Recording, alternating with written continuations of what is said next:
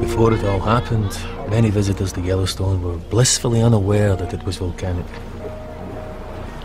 After all, where was the cone-shaped volcano, like Mount St. Helens or Vesuvius? They didn't realize that they were actually standing on top of it, that beneath their feet was one of the largest volcanoes in the world. The truth is, we were only just beginning to understand the workings of the park ourselves.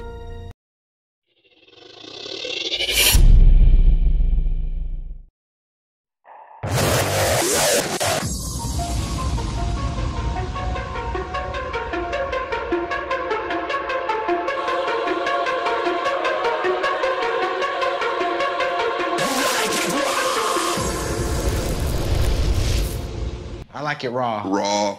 Ooh, baby, I like it raw. Ooh, baby, I like it raw.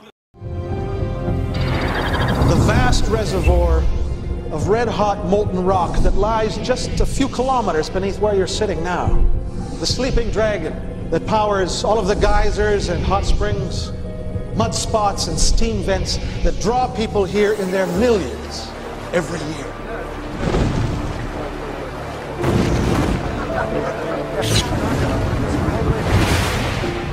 Are you serious? Are you serious? Get some coffee, everybody. Calm down in Yellowstone. Yellowstone. Yes, and Montana. They were hit with a very strong jolt, a powerful 4.5 magnitude earthquake recorded in Yellowstone National Park in the evening last night, but it's been followed by several earthquakes, including a 2.7 all the way to 3.1. Here's the whole thing. It's very shallow, very, very shallow. Let me give you an update now what's been going on. If you guys remember, 2 days ago, I noticed that there was a 3.7 or so earthquake in Yellowstone there in Montana. And I said, I don't like it. I don't like it. And there was a couple more smaller aftershocks. I kept saying, I don't like it. I don't like it.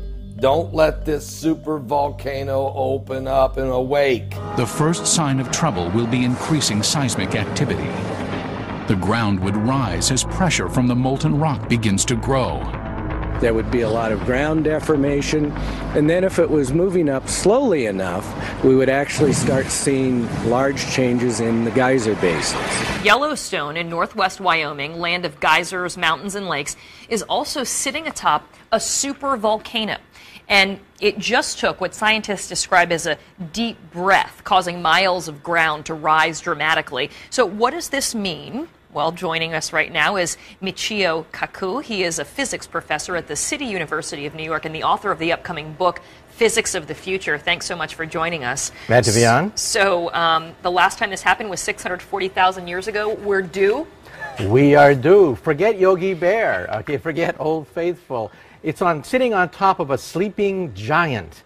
Now, if you're sleeping next to an 800-pound gorilla, you monitor every burp, every snore of this gigantic gorilla, because when it blows, it could destroy the United States as we know it. This is a pretty scary prospect. I want to just show people what we're talking about here when we talk about this super volcano, and we have a little thing to show you, a map with some of the details. So that's where it is. It's beneath Yellowstone. It's been there, as we know. I guess this has erupted 3 times in 2.1 million years. But what they're worried about is the fact that they say that the ground has started to swell in levels that they have not seen before, 10 inches in some places in the past year. What does that tell us? It tells us that there is activity in this supervolcano, which erupts roughly every 600 million years. And the last eruption was 640 million years ago. Oh, 640 million or 1,000? 1,000 years ago, I'm sorry, you're right. Because then we had some more time. Then we have some more time, right. But that's what's making us very nervous, because the cycle time corresponds to the present-day era. So every single burp, murmur of this gigantic potential supervolcano, including the rise of the sea level, has to be watched very carefully. All right, so when we talk about this, and we have pictures, pictures of Mount St. Helen erupting back in 1980. Let's just show this right now. You say that an explosion with this supervolcano under Yellowstone, and there we're seeing the Mount St. Helens, would be 1,000 times bigger than this. What type of damage are we talking about here? We're talking about immediate damage out to 100 miles from the site. That is total devastation, basically wiping out everything in sight. However, the real damage goes out to 500 miles if you include volcanic ash, poisonous gases, death of wildlife and vegetation, and that's a ring about 1,000 miles across. That's the heartline of America. It would pretty much wipe out Earth as we know it?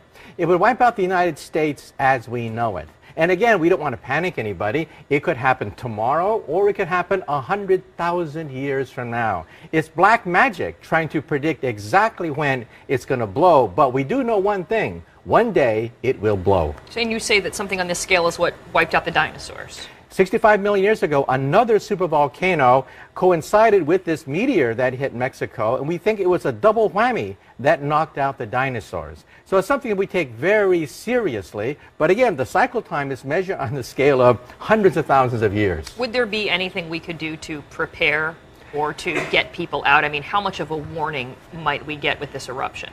All you can do is run.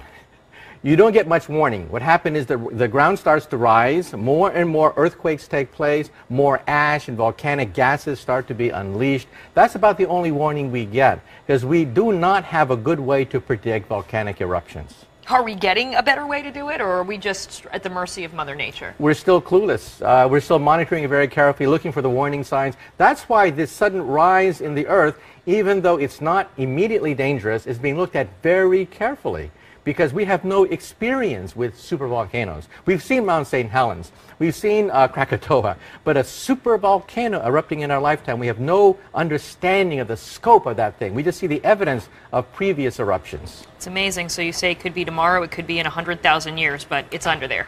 It's there, and it will happen. At one point, it will destroy North America as we know it. What you gonna do about it, Yogi? I am gonna get out of this park. Here's what's happened in the last 24 hours, all right? Now, there's been several quakes, some of them 4.6 in Indonesia, 4.5 in Fiji. We understand these areas, 4.6 the Philippines, 4.5 Papua New Guinea, 4.2 in Chile, 4.5. This is when it happened. Yellowstone last night, around 6:48 p.m. Mountain Time. Here we go. A 4.5 jolt in Yellowstone National Park, followed by a 2.7. And remember, this 4.5 earthquake that hit Yellowstone in Montana was only 9.4 kilometers deep, followed by a 2.7, then another 2.6, then a 3.1. All of these earthquakes taking place within about a 3-minute period. Then the Philippines had a 4.9, and then here goes Yellowstone, 2.9. And then Arkansas, Harrison, Arkansas then must have felt the jolt, because then Harrison, Arkansas had a quake of 2.9. Then Washington State, over just not too far from the Yellowstone area, had a 3.6. Then we kept going and kept studying what was going on. Alaska had a couple quakes. We had a 4.2 in El Salvador, and a 2.9 in Ferndale, California, 3.3 in Ferndale, California, a 4.3 in Argentina, a 4.7 in Papua New Guinea. Alaska had a couple more quakes of 3.6 and 2.7, and then it happened again. Yellowstone, powerful 2.8, again very shallow. Alaska with a 2.9, Chile with a 4.4, and then Yellowstone just a few minutes ago, a 2.7. So we continue to see these quakes. They're not slowing down, folks. Yellowstone National Park, Montana, Yellowstone, Montana is where this quake epicenter is, and the aftershocks continue. And remember, we're dealing here with a super volcano with the potential of an eruption. I'm not saying it's going to happen, but if, and scientists say when it goes, And who knows, that could be what, 100 years from now, 100 days from now? No guarantees on this thing, but it is a massive super volcano that is so large that it would literally destroy the northwest portion of the United States and part of southwestern Canada. That would just be from the initial eruption and the shock waves and the fire and the brimstone, the smoke and the ash would really send the United States and Canada into a dark winter for about 3 years. Vegetation would start dying. You have to understand, we're talking about a cataclysmic, apocalyptic, nearly extinction of this side of the hemisphere. The lava would shatter the Earth's surface with an explosion 10 times larger than Mount St. Helens. A hurricane of hot gases would spread out in all directions as the ash cloud reaches 80,000 feet into the air. Already larger than anything man has experienced, this would be just the beginning of a Yellowstone super eruption. Within days, a second enormous eruption would begin, then another. Soon, a ring of monstrous explosions 50 miles wide would be spewing molten rock and burning gases across the landscape. Certainly within 100 miles of Yellowstone, there wouldn't be much that was not destroyed. So this is not nothing to play with. And if you're having a 4.5 earthquake followed by a lot of aftershocks right there, you got to watch it. And I said this 2 days ago. Now, I'm not a seismologist. I'm not a meteorologist. I'm not a climatologist. I'm not a cosmetologist. I'm not an ophthalmologist or even a cardiologist. But I am I've been watching what's going on. How's that? A country preacher in the cornfields of Indiana. I can just tell you, I know what the Bible says. From eschatology is concerned, these are the types of events that the Bible spoke of. Great earthquakes. We don't know how long it's going to just sit there before it decides to go off. If sometime in the future it were to erupt, as it has before, the Yellowstone volcano would overwhelm everything within 100 miles and disrupt lives across the globe for years. Breaking news out of Yellowstone. 5 earthquakes in the last hour. The largest being a 4.5. All right, let's see if I can find it. Here's the event. 7 miles east-southeast of Grayling, Montana, 9.4 kilometers deep. There were others associated with this swarm, a 2.9, 2.8, 3.1, a 2.7, and then the initial 4.5. Looking at the seismograms right here in West Yellowstone. Let's go right to it. There it is. That's the 4.5. Those are probably the aftershocks, the 2.9. I think there was a 3. I'm sure they were felt all over the entire park. Some more of them there. Where's this one at? Holmes Hill. Let's go way over here and see what we got. Parker Peak. Absolutely. Hawks Rest. Wow, that's busy. Red Rock Ranch.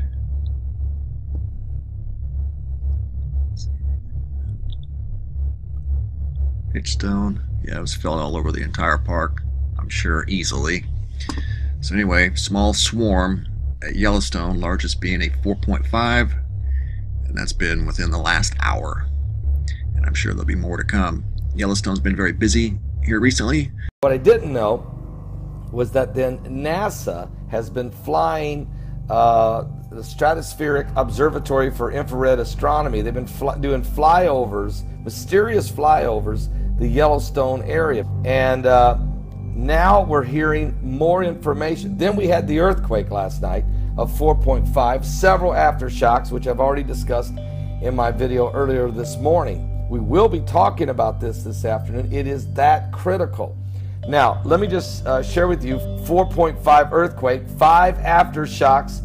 This larger than 2.5 have hit Yellowstone today on this June 16th. They're reporting it, while NASA is flying the world's largest airborne observatory over the supervolcano. So we're not playing. We tell you, is this thing waking up? I brought this up 2 days ago, even before the quake, even before the flyovers, just because I've been watching earthquakes now every day for over 7 years and reporting where every 188th day we had a major quake that hit exactly on the 188th day, 7 times. That was back in 2012 and 13 and so on. So look, we know what we're talking about here, that there is something going on up in Yellowstone. Matter of fact, is the Yellowstone volcano awakening? Well, the mysterious flyovers by the SOFIA over to Yellowstone. Currently, NASA puts their stratospheric observatory for infrared astronomy, the world's largest, most sensitive airborne observatory every day in the air. And if NASA puts this in the air, it's important, folks. They don't do this every day. And when they do, the bird of prey doesn't go hunting unless there's something to hunt. They're watching something. You can bet on that, and that's the truth.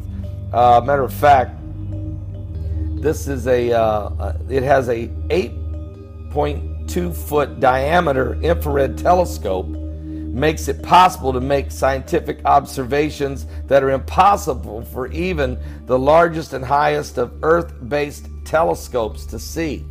Already 4 days during the sunrise and sunset, NASA has been monitoring the sun, but yesterday they turned their lenses toward Yellowstone National Park. Remember, the massive lake of molten carbon, the size of Mexico.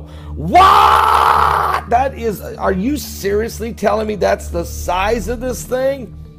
It is, and it's under Yellowstone. That's why I tell you, if this thing was to erupt, literally erupt, it is cataclysmic for the Western Hemisphere. There would be people survive, but it would be post-apocalyptic. And they would be wandering around. This is not... So when you read the Bible talks about great earthquakes on the planet. Tremendous famines. Disease, plagues, pestilences of a biblical proportion. Chaos, confusion, sorrows, great pain. A supervolcano eruption would cause just that. Death would be beyond comprehension. So what I'm trying to share with you is, if somebody's watching, if you're saved, you have none of the fear. So we're talking here, wrath of God. If you're not saved, this is the volatility of this world you live in. Very volatile, very dangerous. Perilous times, even, Paul said. A supervolcano waking up in the USA. A supervolcano, which in case of eruption will blow all of North America and doom about half of the world to slow death, is starting to wake up. Can't we do anything about it? First, let's decide on what is a supervolcano. It's nothing like a regular volcano, a cone-shaped formation with a vent. It's more of a huge depression with the eruption area covering a few thousand square kilometers. For instance, a supervolcanic eruption on the Indonesian island of Sumatra caused 6 years of sulfuric acid rains. Add to this the dust clouds blocking the sun for quite a while, and you will get a picture very similar to nuclear winter. The supervolcano left no more than 10,000 people on the entire planet. Nowadays, there's also a threat of volcano eruption. There is a supervolcano in Yellowstone National Park, USA, at the height of 2,500 meters. Until recently, it has been considered dormant.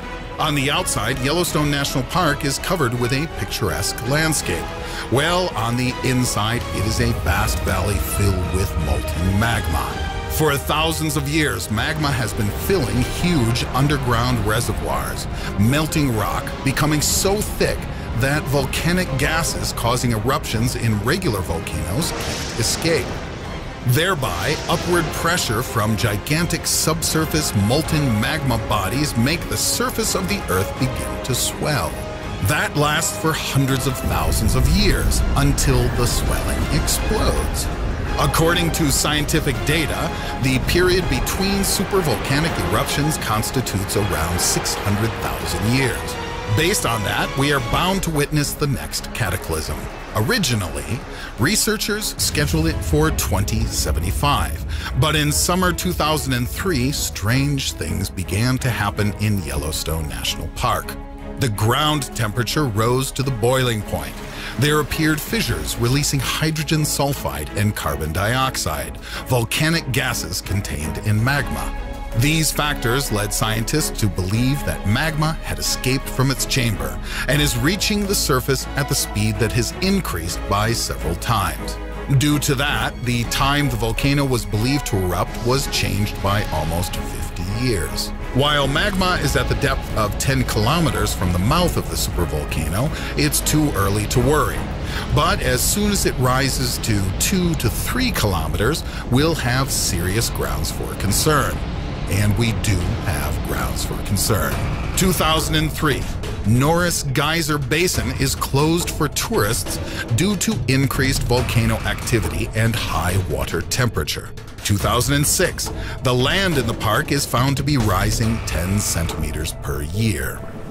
4th of March 2014, the White House ordered the U.S. Geological Agency to restrict access to the information on earthquakes and gas emissions. March 2014, bisons and elks abandoned the park. April 2014, the water temperature in the lakes rose above 20 degrees Celsius. According to scientists, in case of explosion, the picture will be more dramatic than that of apocalypse. It will start with the land in Yellowstone National Park abruptly going up and overheating. And when the immense pressure bursts, caldera, the resulting mouth will erupt thousands of cubic meters of lava that will resemble a column of fire. The explosion will be accompanied by massive earthquake and disastrous lava flows spreading at the speed of hundreds of kilometers per hour. The eruption will last several days. However, people and animals will primarily die not from ash and lava, but from suffocation and poisoning by sulfuretted hydrogen. By this time, the air throughout western regions of the USA will be poisoned so much that humans will last no longer than 5 to 7 minutes. Researchers do not challenge the fact that Yellowstone Giant will trigger the eruption of hundreds of regular volcanoes worldwide. Furthermore, the eruption of volcanoes situated on the ocean bed will generate numerous tsunamis, which will flood coastal areas and all island countries. What will follow can be described as volcanic winter. The U.S. President's Council of Advisors on Science and Technology has come to the conclusion that it will be impossible to rescue the entire population. A few months' time before the explosion, we'll see the evacuation of major scientists, military servicemen, high-tech experts, and billionaires. Millionaires are very unlikely to escape due to insufficient space on the Ark. Even now, there are millionaires who are getting rid of their property and moving to the Eastern Hemisphere. Such an Ark will presumably be the African country Liberia. That's where the passengers of the Ark will try to hole up for several years in an underground bunker. So, when will the supervolcano erupt? Nobody knows for sure, but that will be quite a sight. Are you serious? It's getting very serious. Give your life to Jesus Christ, okay? Start walking in the peace. Start walking in the power. Start walking in the blessing and the love of God. Lay your head on your pillow at night and know that you're in the arms of Jesus and that, everything's going to work out. He's coming. He is coming. And it's way sooner than you can ever imagine.